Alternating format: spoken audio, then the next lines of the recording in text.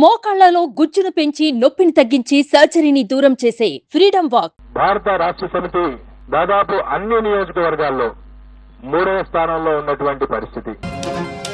BRS అధ్యక్షులు మాజీ ముఖ్యమంత్రి కేసీఆర్ గారు అధికారం నుండి దిగిపోయిన తర్వాత ఆయనకు మెడకు చుట్టుకున్నటువంటి కాళేశ్వరం ప్రాజెక్టు మనందరం చూశాం. మేడిగడ్డ వారధి కుంగినటువంటి విషయాన్ని, మేడిగడ్డ వారధి కుంగటం, ఫోన్ ట్యాపింగ్ ఆరోపణలతో టీఆర్ఎస్ పార్టీ యొక్క భవిష్యత్తు తలకిందులైందనేటువంటి విషయాన్ని మీ దృష్టికి తీసుకొస్తా ఉన్నా.